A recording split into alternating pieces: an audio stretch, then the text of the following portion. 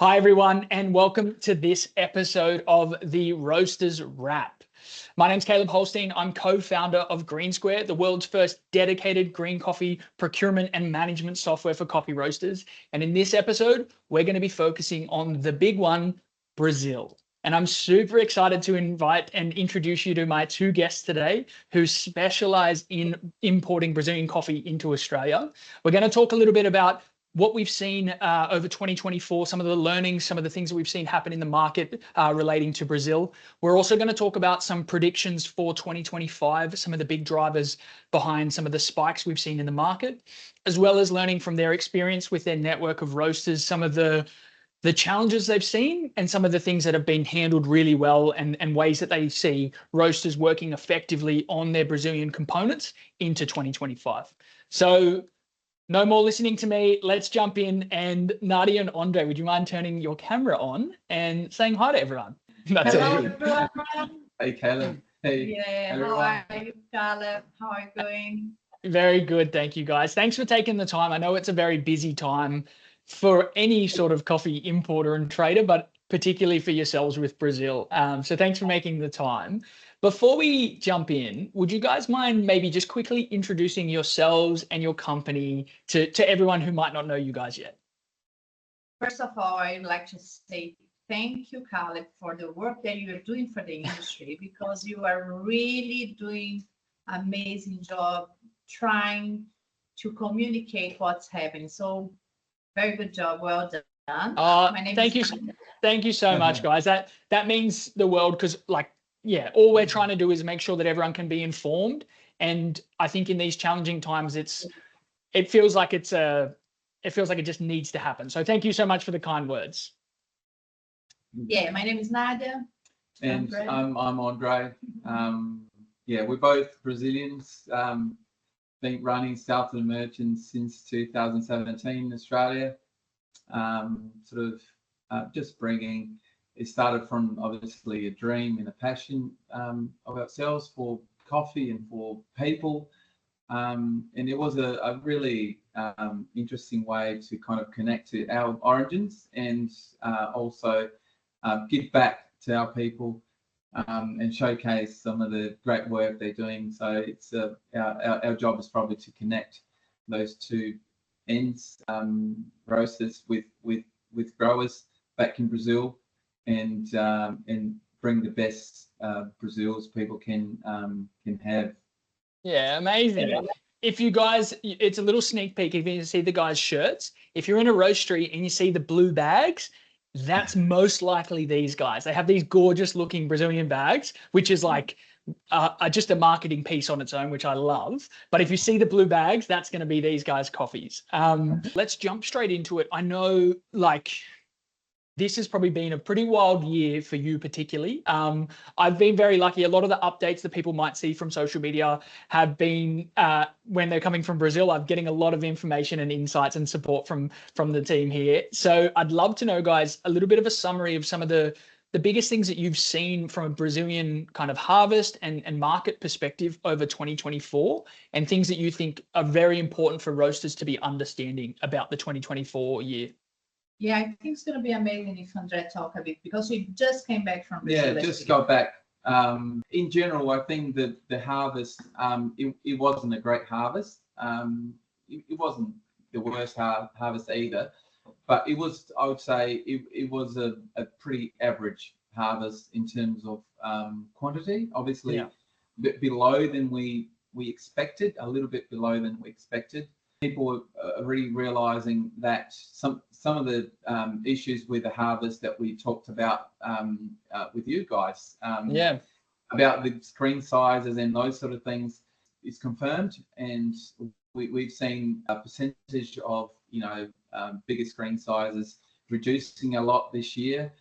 Lots 16 up that you would get maybe 60% of the lot. It used to be 17, 18s.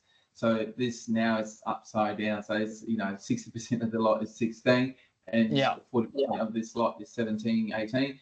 So that's something that we expected as soon as the harvest started. But this is due, obviously, the extreme heat we had all over the year. So it's been like the 5th year of a bit of a hydraulic stress for Brazilian crops. Quality-wise, obviously, I would say it was an average harvest. Again, it took a lot of cupping, a lot of research and digging to be able to find the same quality, just because of all the issues we had during the last season. So would it be fair to say that when we see the combination of obviously the weather challenges and the weather effects on the actual production in combination with the increased cost, that it becomes even more challenging to get access to that high quality coffee that was traditionally available? Is that fair to say? Oh, totally. Yes. Okay. Especially especially for farmers that aren't focusing on specialty coffee.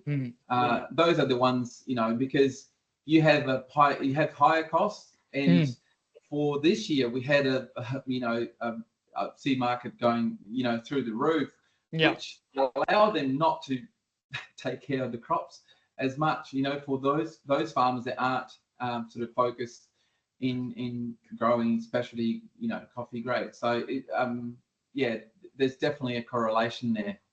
Not just in quality, I think in terms of volume too. So we have this question a lot of times from especially small roasters that say, oh, so the farmer is getting more money because the coffee now it's very high, and said, no, actually the yield is not being as good as it used to be. So it's another challenge that we have, and the quality is not there. So it's very challenge time also for the farmers. Yeah. A lot of the once we start milling the coffees, when you actually see like what your actually like yields are, right? And then you start getting your 16 ups that you're going to export, and then you start actually having your costs kind of broken down, and then it obviously price wise is being high as we our generation seen before. Everyone. But it's been a pretty crazy time, but obviously there's pressures in other sides as well that we sort of explain as well, that pressure that doesn't cease.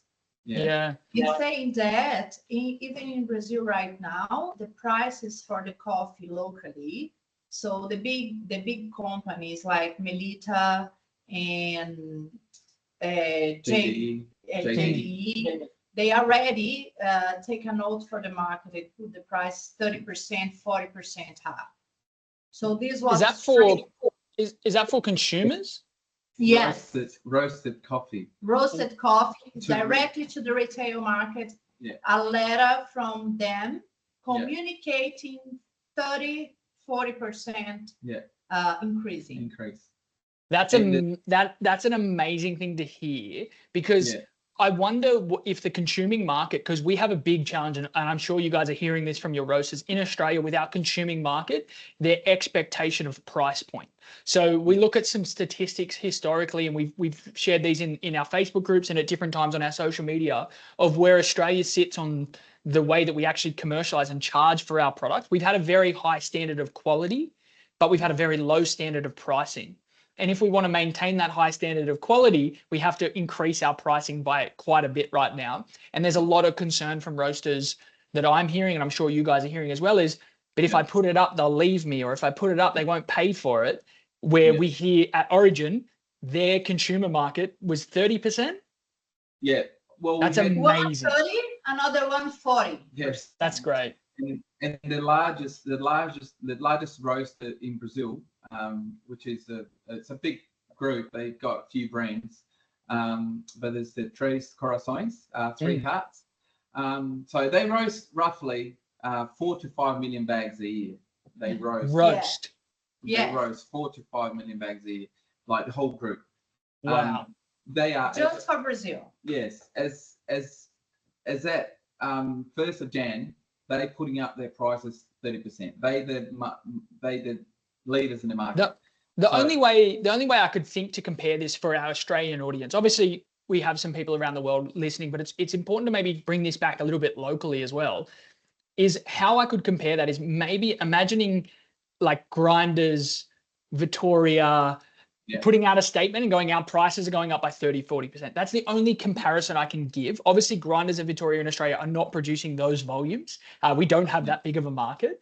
But if they were to come out with a statement like that, that's the same weight. So if we saw a nationwide brand come out and say our prices are going up as of this day, that is the only way I can compare it. And I think that's sadly almost inconceivable to see happen in Australia because of the competitive nature that we've built into our market.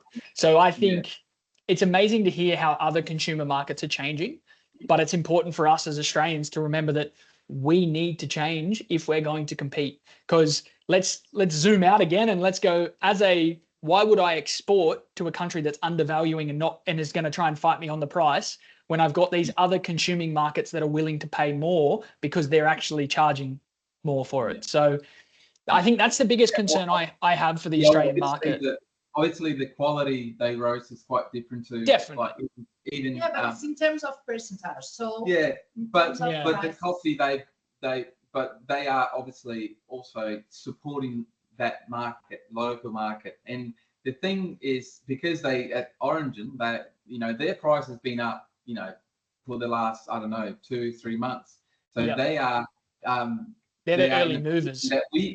They're in a position that we're going to be moving forward like Jan Feb when the new stock starts to land, and then obviously people start roasting the fresh stock. The way that they did was a proper letter sent to everyone on the market. I can share with you, and you can share because it's a public one. But it was really interesting to see how they put this out loud on the market and showing the moment.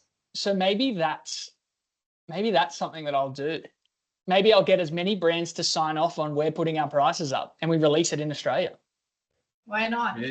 Everyone reach out, because I'll do it. If I get enough brands on, let's all sign off and say we're putting our prices up. Let's be the ones who are going to make the change, or let's keep fighting each other and end up losing the diversity in our market, because that's what's on the line right now. And I'm so adamant about that.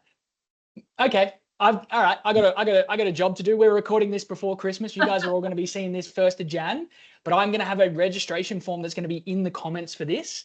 I apologize to my wife because I will be doing this work over Christmas, but there'll be a registration form for you to sign up your roastery to say we're going to put our prices up. We'll workshop on what the price amount is, what the percentage is, but we need to show unity as an industry right now to go out to our market. It has to happen. And I think the hearing and having that perspective from consumers at Origin, we need to be better and we need to work on this. So done. I'm going to make it happen. Let's get as many people on board. There'll be a link in the comments. This is very weird to be saying this because it means I have to do the work to get there, but I'll make it happen, because I think that's all that we need. We need to be able to release a report and say this brand, this brand, this brand. Like, can we get 100 roasters? Because I think that's the only way that we're going to start a conversation with consumers. Yeah. That why we are all putting our prices up. Yeah, because it's just like we just can't sustain. We can't wear like that cost, right? We can't go from 150 to 350, 340 cents per pound, and not to put our prices up. It doesn't make sense. No, and it's going to be really hard for all the market chain. It's not just for roasters or for us it's for everyone. Of course, the impact is going to happen on the final consumer, which is very challenging, but we also have to start to communicate value on this. We have to start to show them what's happening, why we have to do that, to keep the quality, to keep the diversity, to keep everything that we already have here. Why are we going to lose that? 100%. All right, I'm excited about that. I got myself excited. I'm excited. That's going to be cool. That's something that I think will actually make a bit of an impact. Like, it's a way for us to unify in a way. Obviously, we have to work on those percentages. So if you're seeing this, I'm going to need your help on how do we structure this document. So as always. Yeah, thank you. But it's going to be coming down to like how we communicate through this, but it's important to show unity as a time at the moment. And I think that's the big driver from this. So maybe just circling back as a little bit there, 2024 was there was a forecast of some challenges of obviously the lack of rainfall and the drought that we saw through Brazil. We saw the results of that harvest pretty well aligned to that forecast of lower screen sizes, potential lower yields as well. Yeah.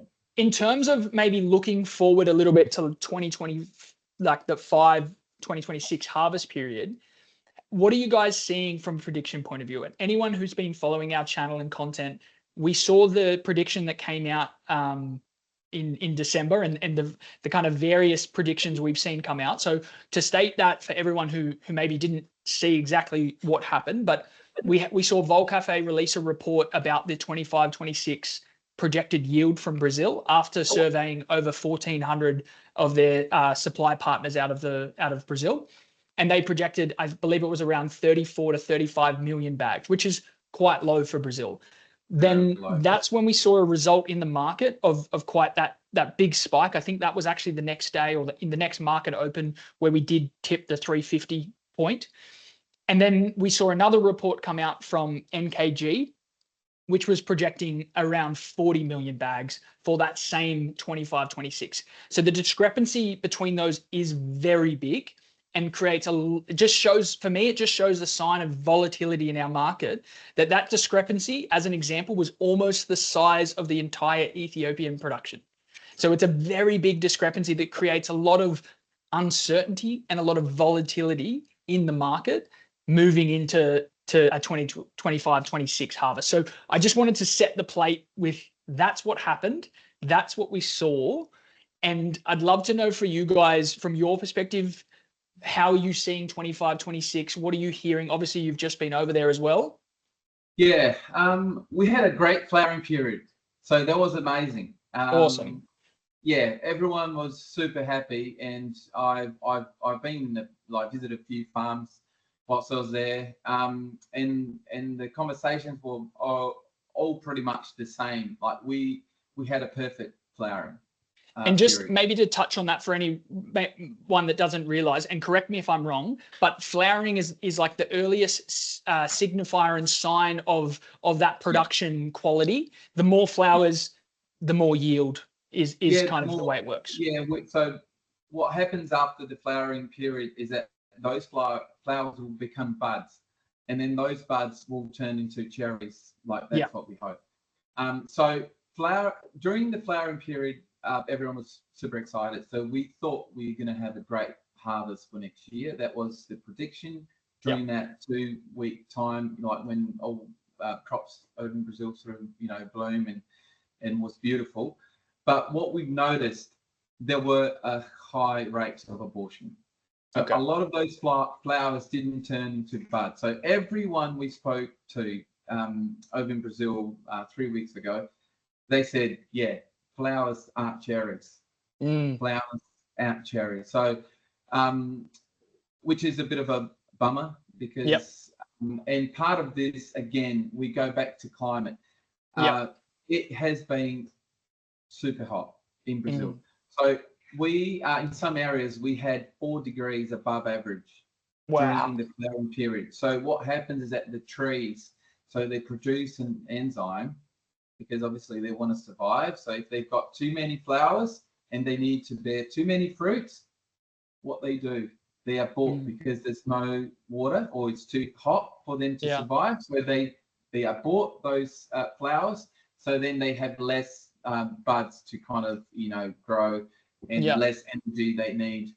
So that's what happened. So we definitely had a lower budding sort of rate for this season, which is not great. Obviously, there are differences in different areas. So I visit 3 different areas in Brazil, and I've noticed a huge difference depending on altitude, depending on the region. But in general, especially areas that normally are a bit warmer than others, they really felt the heat. Yeah. So we saw that drop, and I mean, there are all sorts of predictions for next year. That farmers saying, their abortion rate was 50%, which is terrible. Farmers talking 20%, depending on the region they are.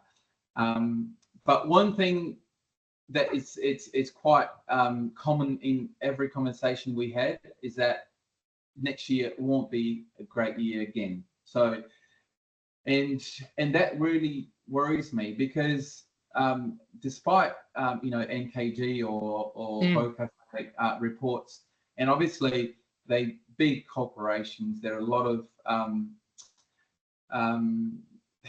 there's a lot of influence on whatever they say, and there's interest as well in what they say. Is that we need to understand that Brazil, like 40 million bags, it's not enough. Even if 40 million bags, is that what the forecast is? It's probably not enough, because if that's the top of the forecast.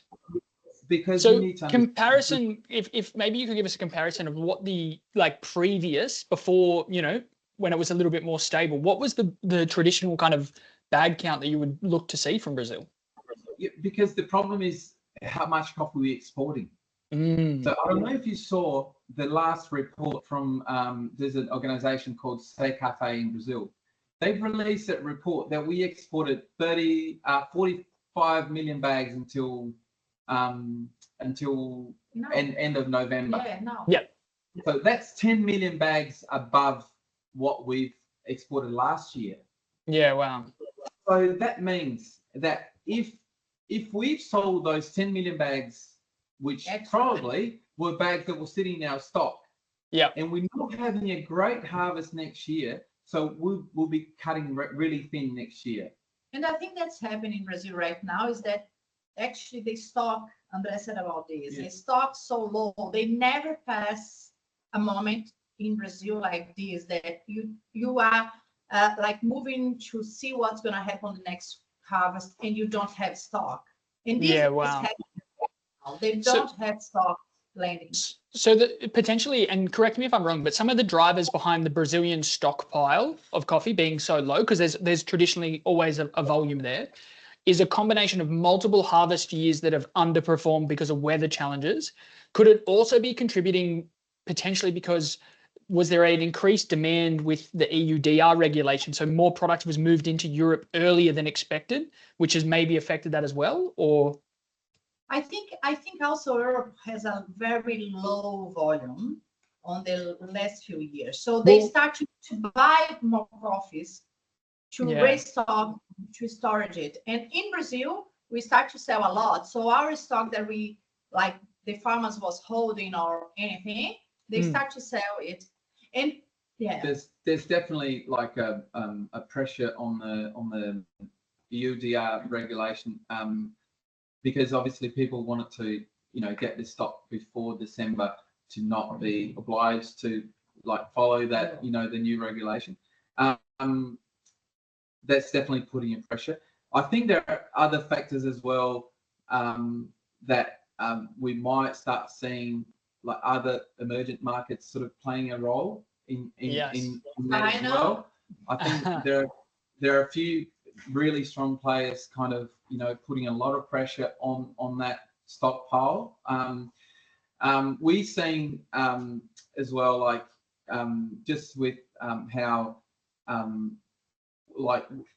historically, at this time of the year, not much coffee is being held by farmers at the moment. So I visited a few co-ops, big co-ops, like co-ops that trade 2, 3, 4 million bags a year.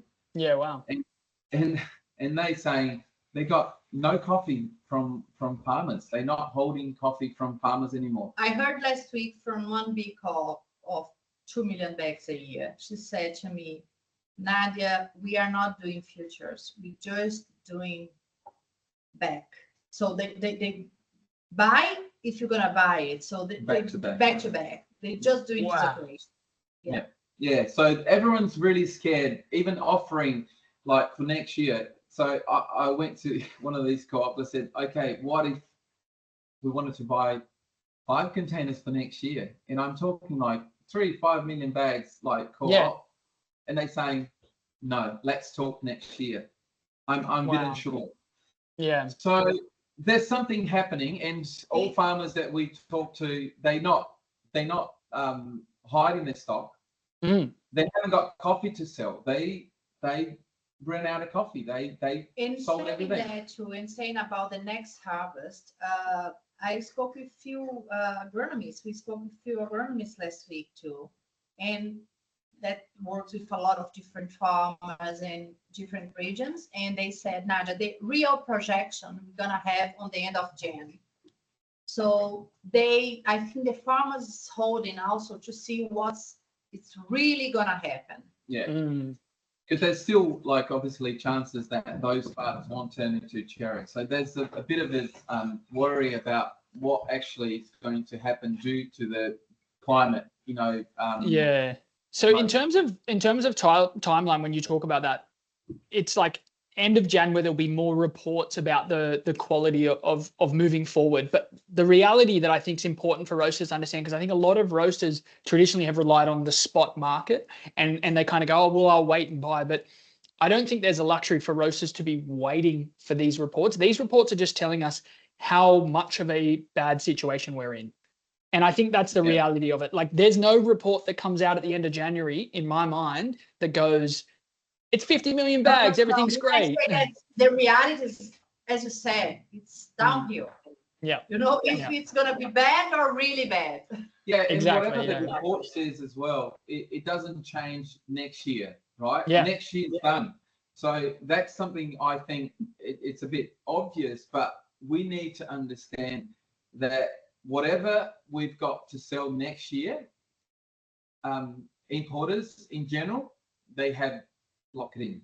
Yeah. So whatever's going to be available for next year is whatever the importer sort of done until now, and that's what they're going to be offering for next year. So when we talk about reports in yields in harvest 2025, this is for 2026 supply. Yeah. So we're talking here like 1.5 years sort of ahead. I think that's an important point to kind of remind everyone about, is the timelines of these conversations, because a lot of roasters have been drastically pulled out of this spot market safety net and are needing to understand the timelines of these conversations are everything we just spoke about in terms of harvest, production, forecast, like all of those things, like you said there, that's for coffee that would be arriving in Australia in 2026. Yeah. Exactly. So that's the conversation that we're in right now, and those things will affect the C market in between then, because those drivers will have effects. But it's that kind of drastic with Brazil and its harvest time. That's where we're talking about. So I think that's a great point to kind of summarize and land on that. For Brazil, with its harvest period, there is the timeline we're talking about is coffee landing in 2026 now.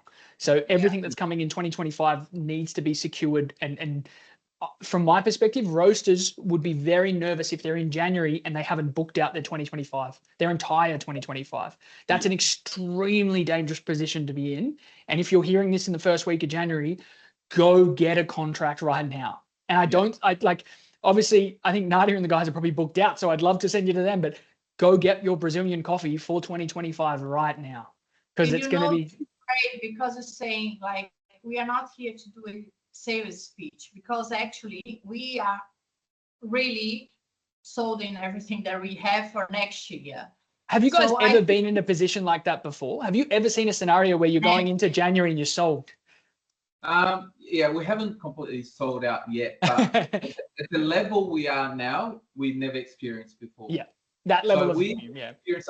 I mean, we experienced maybe 40% of our stock being sort of contracted by now. Yeah, we are talking 82% of our stock. Wow.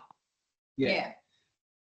We have just 18%. If you consider these for blends, it's lower. It's even lower, but obviously we've got micro lots and stuff that people, will be looking. So definitely everyone still reach out to them, but regardless, January, you should have your coffee covered for that next year. And I think that's the mentality that roasters need to understand. When we're talking about your Brazilian coffee, so let's move forward in time, and let's say we're at the end of 2025, November.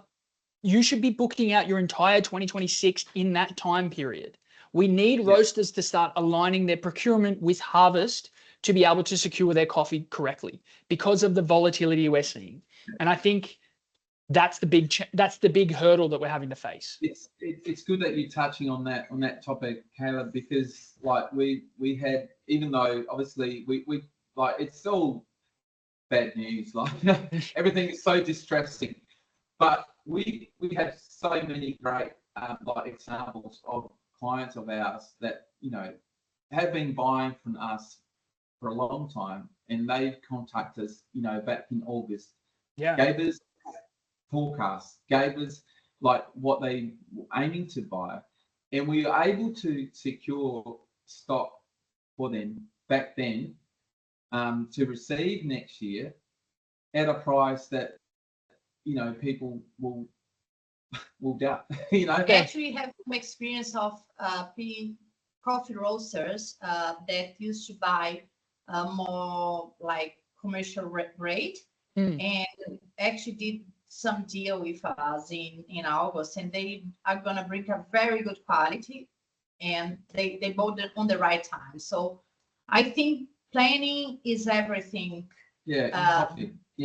Because, not just in coffee, I think in everything, but we are talking about coffee. But in life, I always tell like our customers, like, please, when you you pricing up, or you know, sort of analyzing your cost of grains, you got to think a few years like to do that. You can't just look at the spot, because if you're doing it early, okay, market could have dropped. Yes, there's always a chance for the market to drop, but if you're doing consistently and having an average price, your fluctuations will actually reduce.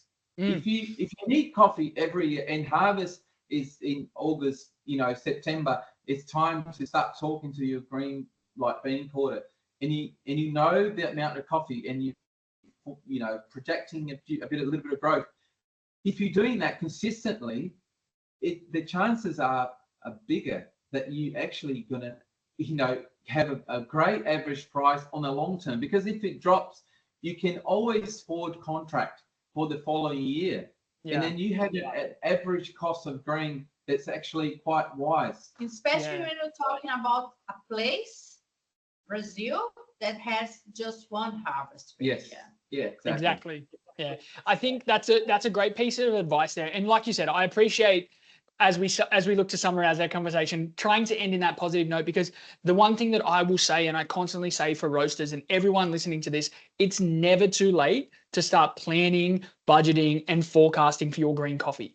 It's never too late. You have to deal with the reality of what's happening, and everything we've described to you in this conversation and that Nadia and Andre have shared is the reality of what's happening. But it's never too late to take control, and we need to live in the reality that it is to move forward out of this. So that's the biggest thing that I want to remind roasters, is those scenarios that, for example, the roasters who were talking to you in that August, September period probably booked coffees, and you know, I'm guessing here, but they're probably booking coffees at, you know, 280, maybe even more competitive prices at that time, in comparison to a market that's sitting at 320, 330 kind of range at the end of the year. So we don't know where it's going to be sitting once this comes out in Jan, but the reality is we're just finding out how challenging this is going to be. So automatically working on the environment of a planning structure as a roaster is critical. This is literally, and this is where it's not salesy, but this is literally why we founded Green Square, to give our roasters access to resources to be able to budget, plan, and forecast. Because it needs to happen. And the way the market's moving and the way we're dealing with this new reality is kind of critical for that. So if any roaster is struggling or having any challenges, please reach out to us. We're here to help. It's just the nature of what we're dealing with right now. So you're not alone in this. We want to help people get through it. So the one thing, go. Because one thing that we talked as well a bit earlier today is that the landscape changed. So we're not talking the same market that we used to have. It's not that, and we're all learning, right? So our generation never been through this. Like, correct. I haven't.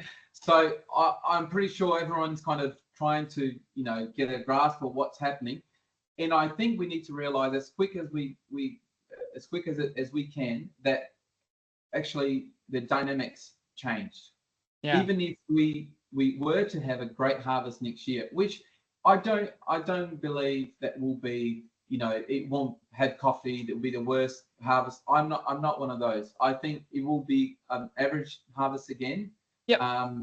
But even if it was a great harvest next year, this won't fix supply from on the, Yeah. from next day. And like, what he's saying about so- average, we have to remember that this year meant to be because Brazil is biennial. Yes. So this year is meant to be the good one. Yeah, it would be on season. So next year is gonna be the average of the bad one. Yeah. So this is Yeah. another thing that we have to have in mind, that we have these changes. And to be honest, it's historical. No one lives this time of the coffee moment, because on the past we have bad weather and all this kind of stuff, but we didn't have the demand that now it's happening. Yeah. 100%. So I think the big thing now, the big new factor is that the demand is growing so much. And we are not talking about a small market, we're talking about China, and then everything changed when you're talking about China. Yeah. Totally. You should play this a bit different in general. Yeah. Well, it's not the same game anymore. And for sure, the companies that are planning is going to be the one that's going to succeed. I'm no doubt of that. I agree wholeheartedly. We're in a new landscape. It was only in like middle of 2024 when I was talking about, at that time, I was describing it as we're in the overnight. Because if I can try and give a scenario to a roaster, do you remember like when we used to manually tamp and then overnight we all had automatic tampers? Do you remember when we used to, manually roast and write minute by minute, and then we all had software roasting? Do you remember when the green coffee market, look at that. I've got all this, I don't know how I did that. The joys of Teams, it just does these things when I move my hands too much. But the joys of overnight in like this sense that when we used to write, roast hand by hand, and then now we got this tracking, we're going to talk about the time when the market used to be spot, oversupply, largely available at $1.50 USD per pound. That's gone. Yeah.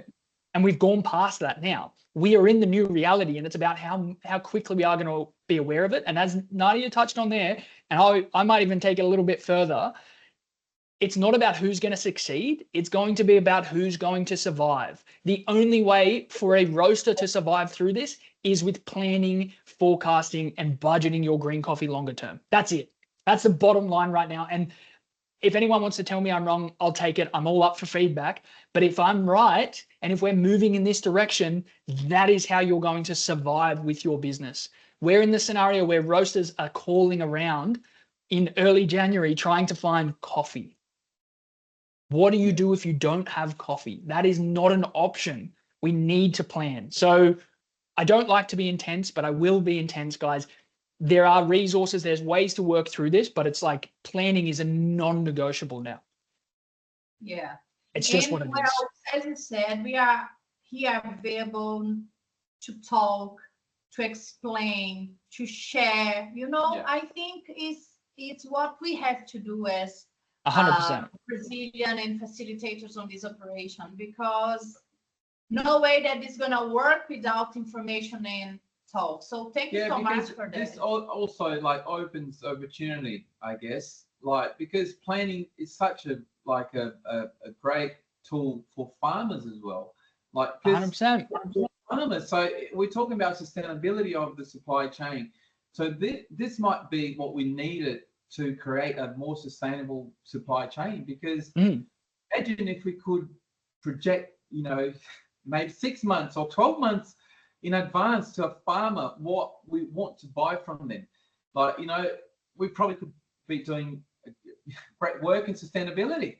It's a game changer. It's a game changer. We start planning here and it goes back through our supply chain. Exactly. If we can tell them earlier what we need, they can work towards that earlier. They can project further forward and it gives them more security. If they're waiting on us to just go send some over and we'll see what we like and then we'll pick, I 100% agree. The silver lining out of this opportunity is a more sustainable supply chain, but it's not going to happen if we sit on our hands. It's going to happen if we work.